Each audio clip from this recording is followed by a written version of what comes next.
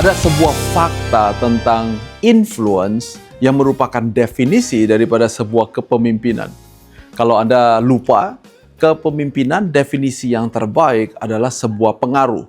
Bukan sebuah posisi, bukan tentang banyaknya uang, bukan tentang segala sesuatu yang kita bisa berikan secara materialistik kepada orang lain. Tapi kepemimpinan dimulai dengan sebuah pengaruh. Tetapi tentu pengaruh daripada seorang pemimpin ada tingkatan yang berbeda-beda. Come and think together with me. Sebagai contohnya, kalau Anda mengingat seorang guru dari masa kecil kita, tentu mereka punya pengaruh dalam hidup kita. Seumpamanya, Anda memiliki 10 guru. Bukankah benar bahwa ada satu guru yang memiliki pengaruh yang sangat besar banget di dalam hidup kita? Dan kemudian ada pemimpin atau seorang guru yang pengaruhnya hanya sekedar, karena dia jagoan matematika. Dia adalah seorang guru matematika, dia mengajarkan Anda untuk bisa berhitung dengan baik, dan suatu hari Anda mendapatkan sebuah aha moment, dan Anda bilang adalah, saya bisa hitung rumus Pitagoras, karena ada seorang guru yang telah berjasa, yang telah memberikan dampak, telah memberikan sebuah pengaruh di dalam hidup Anda, di mana Anda bisa mengerti rumus Pitagoras itu dengan mudah, dengan sederhana, dan Anda juga mengerti bagaimana caranya untuk mengaplikasikan rumus Pitagoras itu. Betul nggak? Anda mungkin juga punya pelatih dalam hidup Anda. Pelatih yang Anda ingat untuk saya sebagai contohnya adalah pelatih basket. Kenapa? Karena pada saat saya berumur 12, 13, 14, 15, 16, setiap hari main bola basket, dan tentu ada orang yang perlu mengajarkan kepada saya bagaimana caranya untuk membawa sebuah bola, menembakkan bola itu, dan orang itu berjasa dalam hidup saya, dan sekali lagi, dia memiliki pengaruh dalam hidup saya. Whether that be your teacher, your basketball coach, atau mungkin untuk kita yang sekarang umurnya udah lebih dewasa, untuk mungkin manajer atau atasan, atau mungkin anggota keluarga, setiap daripada mereka tentunya memiliki pengaruh di dalam hidup kita. Even right now, pada saat saya memberitahu kepada kalian semua hal ini, mungkin ada beberapa orang yang mukanya muncul di kepala kalian, dan kalian bilang adalah mereka punya pengaruh yang besar dalam hidup saya, dan pengaruh yang ada di dalam hidup saya itu pengaruh yang positif. Kenapa pengaruh yang positif? Karena gara-gara dia mencontohkan, memodelkan pengaruh itu di dalam hidup saya, maka saya jadi ikut-ikutan bisa. Saya jadi ikut-ikutan positif. Seperti orang yang memberikan pengaruh itu dalam hidup saya. Dan tentu juga mungkin Anda mengingat bahwa ada beberapa orang, wajah-wajah yang keluar dan kita bilang begini, nah orang-orang ini juga memberikan pengaruh kepada saya. Tapi pengaruh-pengaruh traumatik, pengaruh-pengaruh yang kita bilang adalah, kita kelihatan orang yang alis matanya mirip dengan orang itu, dan kita bilang, pasti dia akan bawa pain di dalam kehidupan saya. Pasti nanti gua hidupnya susah gara-gara dia. Padahal yang sama alis matanya. Yang sama bukan apa yang dia kerjakan. Sebesar itulah pengaruh di dalam hidup kita. Bukankah benar bahwa pada saat Anda masuk ke dalam sebuah ruangan, bahkan cara berpakaian seseorang saja mempengaruhi bagaimana Anda kemudian memberikan first judgment bahwa orang ini adalah orang yang saya mau dengarkan atau tidak perlu saya dengarkan. Bukankah dengan pengaruh-pengaruh daripada semua orang di dalam hidup ini, kita membuat keputusan setiap hari berdasarkan apa dan siapa yang telah menjadi pengaruh dalam hidup kita. Here's a fact about influence. Bahwa saya bisa memberikan pengaruh kepada Anda dalam pemikiran kepemimpinan, dan bagaimana cara saya melayani istri dan anak-anak saya yang saya contohkan. Kalau Anda merasa David adalah pemimpin yang baik dan dia adalah pengaruh yang baik di dalam hidup saya, dan Anda ikut saya karena itu adalah pemimpin yang saya mau modeli, secara tidak sadar, Anda juga akan menonton, atau dalam bahasa Inggris, you will catch. Anda akan menangkap sesuatu yang tidak pernah saya ajarkan. Apakah saya berpakaian, saya menggunakan jam tangan, atau menggunakan bahasa, hal-hal yang tidak pernah saya ajarkan, Anda juga mau menciplak apa yang saya kerjakan. Bagaimana saya mengasihi anak saya? Bagaimana saya berbicara kepada mereka? Itu juga akan ketransfer dengan kalian. Padahal David tidak pernah ngajarin kalian tentang hal-hal itu. So that's influence. Pertanyaannya kalau begitu adalah kalau Anda sedang membangun sebuah organisasi, bagaimana caranya membangun pengaruh supaya orang-orang yang ada di sekitar Anda mau ikut dengan Anda karena pengaruh itu dan bukan gara-gara dibayar. Tentu uang juga adalah sebuah pengaruh yang sangat kuat di dalam organisasi Anda. Saya kalau kasih gajinya 1 juta, 10 juta, atau 10 miliar, tentu itu juga membuat Anda membuat keputusan yang berbeda, bukan? Well, inilah yang kita selalu bicarakan di dalam Maxwell Leadership. You say that leadership is influence, nothing more, nothing less. Mudah-mudahan semua contoh yang saya berikan membantu Anda untuk berpikir bahwa adalah, wow, leadership is influence itu penting banget. Itu bukan cuma sebuah slogan, itu bukan cuma sebuah pemikiran, bukan cuma sebuah filosofi, tapi saya perlu belajar mekanisme daripada influence. Di Februari 7 kita akan membuat Maxwell Mentorship. Selama 1 hari, dari jam 10 pagi sampai jam 5 sore, kita akan belajar bersama-sama, berdiskusi bersama-sama tentang bagaimana caranya menjadi seorang pemimpin yang menggunakan definisi yang terbaik, yaitu adalah pengaruh. Mudah-mudahan contoh-contoh yang saya berikan ini membuat kita semakin bertanya-tanya, membuat sebuah cerminan buat diri kita sendiri dan bertanya adalah, what type of a leader have I been? Karena bahkan pada saat Anda tidak secara sengaja membangun influence, Anda sudah memberikan influence di dalam kehidupan orang-orang yang ada di sekitar kalian. I want you to think about it. Kalau secara tidak sengaja, Anda sudah memberikan pengaruh kepada orang-orang di sekitar Anda, bagaimana kalau Anda belajar untuk memberikan pengaruh secara sengaja? Kalau kita bilang selama ini organisasi saya udah oke-oke aja ini. Karena pengaruh saya oke.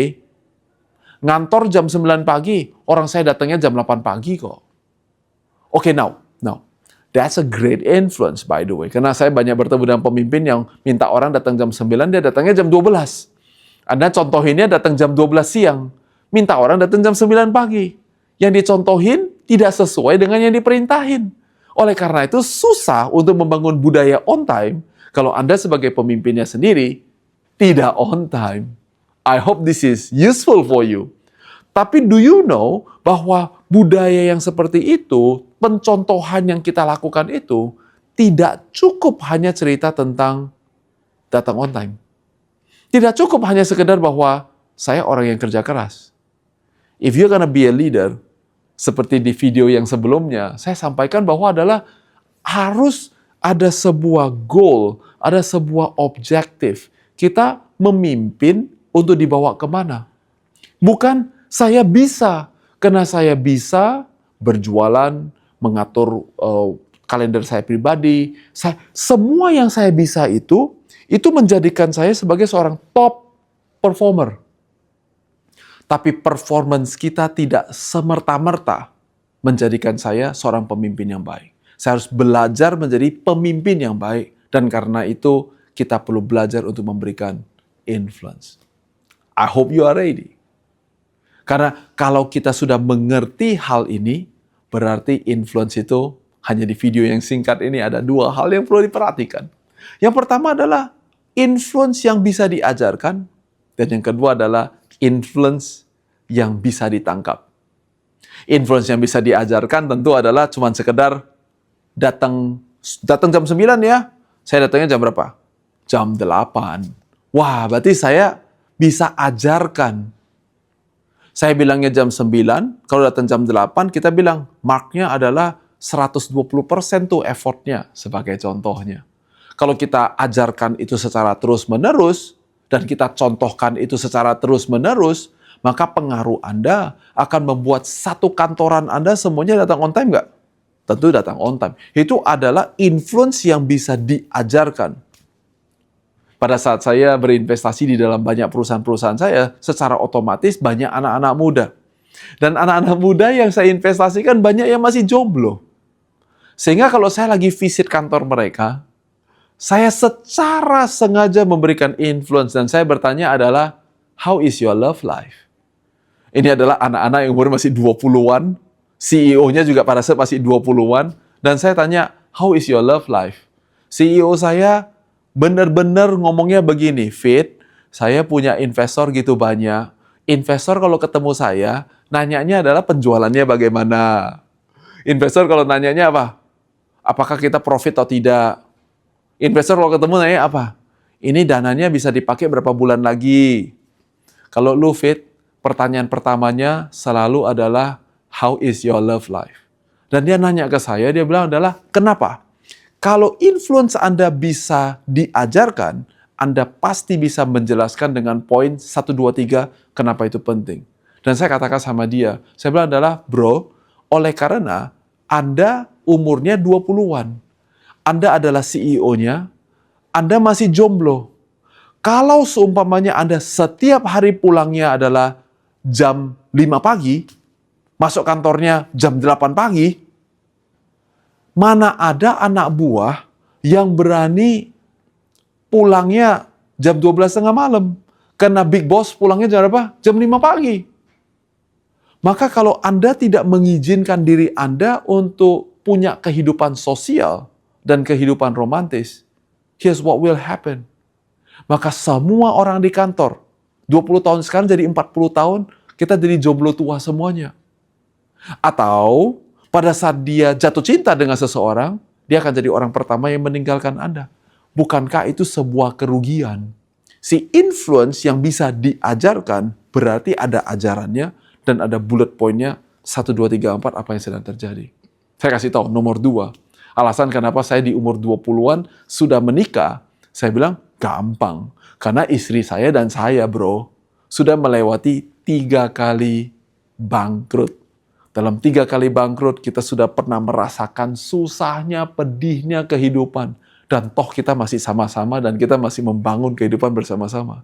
Sehingga di masa-masa yang sekarang, baik perekonomian kita sedang baik, atau perekonomian kita sedang stagnasi, atau perekonomian kita sedang menurun, harganya bukan dengan pernikahannya. Harganya dengan bisa ngobrol bareng-bareng. Do you want that? Saya tanya kepada dia. Saya ada, by the way, 2-3 poin yang lain, tapi influence yang bisa diajarkan. Tipe influence yang kedua adalah yang bisa ditangkap. Bedanya apa, Fit? I'm glad you asked. Influence yang bisa ditangkap adalah sesuatu yang dia tidak pernah bertanya, dia tidak pernah minta penjelasannya dari kita, tapi Anda punya penjelasannya kenapa Anda melakukannya. Now that is an influence that you want your people to catch. Nah, untuk bisa melakukan itu artinya kita harus bisa mengerti apa yang saya mau rubah di masa yang akan datang. Let me say one more time. Apa yang saya mau rubah di masa yang akan datang. Sebagai contohnya, baik itu ada di publik maupun tentunya secara private. Tapi kalaupun saya bertemu dengan istri saya di kantor Anda, atau kalau kalian sedang berkunjung di rumah saya, dan saya baru sampai di rumah, saya baru masuk, when I see my wife, I kiss my wife. When I see my children, I hug and I kiss my children. Saya tidak lakukan itu dan bilang begini, sorry ya, saya lagi mau contohin sama kalian, gini loh rasanya kalau mencontohkan public affection. Saya nggak pernah ngomong begitu. Dan by the way, saya nggak pernah panggil istri saya di kantor Ibu Julia, sebagai contohnya. Saya nggak pernah panggil dia Miss Julia. Saya panggil dia with the most endearment, which I call her dia. Di kamar tidur kami, saya panggil dia dia. Waktu saya lagi di kantor, saya panggil dia dia. Kalau saya lagi di atas panggung, dan saya mau panggil dia, saya panggil dia, dear. So it's an influence that I send to my people. Dan saya maksud dengan influence yang kita buang, kalau kita buang, harus ada orang yang nangkep. Tapi gak semua orang bisa menangkap. Sebagai contohnya, ada begitu banyak orang-orang di sekitar saya, yang suatu hari saya pergi ke rumah mereka. Lucu banget, karena mereka panggil istrinya dia. Terus saya tanya, lu kenapa panggil dia dear? Terus beneran dia jawab begini, lah kan lu juga panggil istri lu dear. Ya gua panggil istri gua juga dear. Jadi saya bilang, hah? Ya lu kan boleh panggil dia apa-apa aja. Kenapa Fit? Gak boleh ya? Saya bilang, ya tentu boleh. Cuman maksud saya gak melakukan itu demi supaya kalian contohin.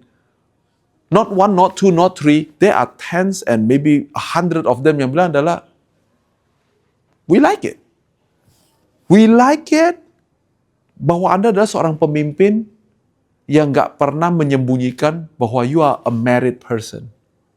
She is an influence that other people catch. Kenapa itu penting buat saya? Karena saya mau pastikan bahwa organisasi yang kita pimpin menjadi sukses, tapi pada waktu bersamaan kita mau pastikan bahwa sukses itu bukan cuma organisasinya yang jalan. Yang organisasinya jalan, tapi orang-orang di dalamnya pernikahannya semuanya baik-baik saja. Dan pernikahannya Anda sendiri tentu juga perlu menjadi hal pertama that you protect. So, see, one influence yang saya bisa ajarkan, dan karena dia pasti bertanya, kenapa lu begini? Jadi Anda bisa jelaskan. Dan yang kedua adalah yang ditangkap dan kita lempar, dan tidak semua orang akan menangkapnya. Tapi kalau mereka tangkap, dia dapat yang diajarkan, dia dapat yang ditangkap. Dia dapat jawabannya dari saya, dan yang jawabannya adalah untuk pribadi saya, kenapa saya melakukannya. If you can do that, you have now elevate yourself, naik ke tingkatan berikutnya untuk menjadi seorang pemimpin yang berbeda. So sekali lagi, Februari 7, kita akan cerita dengan topik Leadership is Influence. It's a movement of influence dengan lebih detail lagi, and I hope you're gonna be there.